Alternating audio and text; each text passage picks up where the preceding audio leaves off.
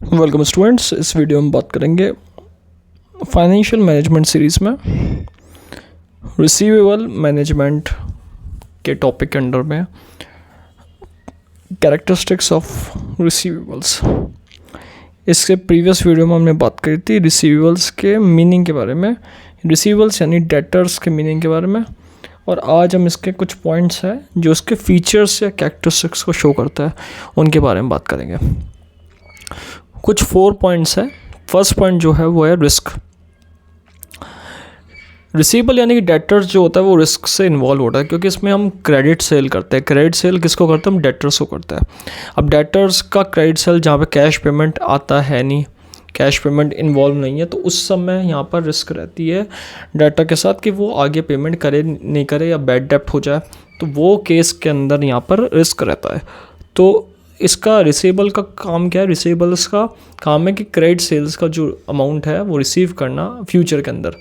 लेकिन जब इसमें हम क्रेडिट सेल करते हैं आफ्टर दैट, इसमें रिस्क इन्वॉल्व रहती है। और इसमें कैश पेमेंट अगर होता है, कैश पेमेंट रिसीव होता है, तो वहाँ पे रिस्क ख़त्म हो जाती है बिल्कुल। तो रिस्क के 2 कैटेगरी है। अगर क्रेडिट सेल करेंगे तो रिस्क ज़्यादा रहेगी, कैश सेल करेंगे तो रिस्क यहाँ पे कम रहेगी।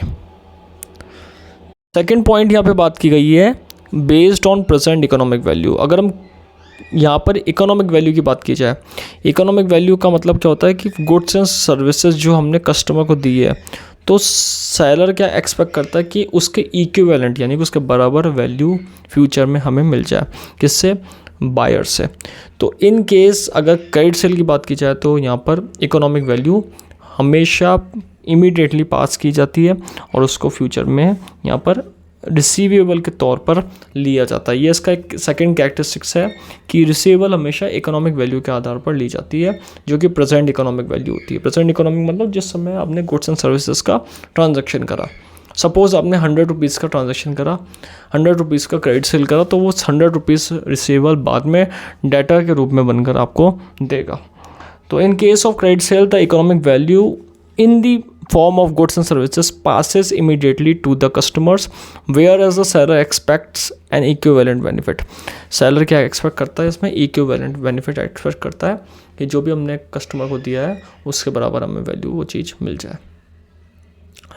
थर्ड पॉइंट है यहाँ पर फ्यूचर ओरिएंटेड। हमेशा फ्यूचर रिलेटेड होता है, पास्ट एक्टिविटी रिलेटेड नहीं होता। प्रेजेंट में एक्टिविटी कंडक्ट होती है लेकिन वो फ्यूचर के लिए होती है। तो इसमें सबसे इंपॉर्टेंट फीचर क्या है? इसमें फ्यूचर के लिए बनता है। रिसीवेबल्स में बायर जो होता है वो फ्यूचर मनी पे करता है। रिसीवेबल में जो बायर होता है वो एक स्पेसिफाइड डेट को फ्यूचर के लिए मनी पे करता है, और उसका जो भी सर्विसेज और मटेरियल यानी कि गुड्स प्रेजेंट में लेता है उसके बिहाफ पर वो पेमेंट उसका फ्यूचर में करेगा। तो ये रिसीवेबल की सबसे बड़ी खासियत होती है कि फ्यूचरिस्टिक पेमेंट यहाँ पर माना जाता है। फ्यूचरिस्टिक पेमेंट फ्यूचर ओरिएंटेड होता है। नेक्स्ट पॉइंट है करंट असेट्स। एक ये करंट असेट का ही पार्ट है। हमने मीनिंग में भी बात करी थी कि रिसीवेबल्स को हम डेटर्स के रूप में जानते हैं, रिसीव के हम सन्ड्री डेटर्स के रूप में जानते हैं, हम बिल्स रिसीवेबल के रूप में जानते हैं, हम अकाउंट रिसीवेबल के रूप में जानते हैं, हम ट्रेड डेटर्स के रूप में जानते हैं, एक्सेट्रा। तो ये एक पार्ट किसका? ये सारे एक ही चीज़ के पार्ट है। Under the balance sheet title of assets, उसके अंदर सब टाइटल करंट असेट्स। एक तो होती है लॉन्ग टर्म असेट्स, एक लॉन्ग टर्म असेट और एक शॉर्ट टर्म असेट। उसमें करंट असेट्स के अंदर ये आता है और करंट असेट्स का पार्ट है, और ये नॉर्मली 2 से 3 मंथ का होता है। जनरली अगर देखा जाए नॉर्मली 2 से 3 मंथ के अंदर इसका चीज़ का पेमेंट हो जाता है। तो आज की वीडियो में बात कर रहा हूँ रिसीवेबल्स के कैरेक्टरिस्टिक्स के बारे में, जिसमें रिसीवेबल के फीचर्स के बारे में बात करी गई है।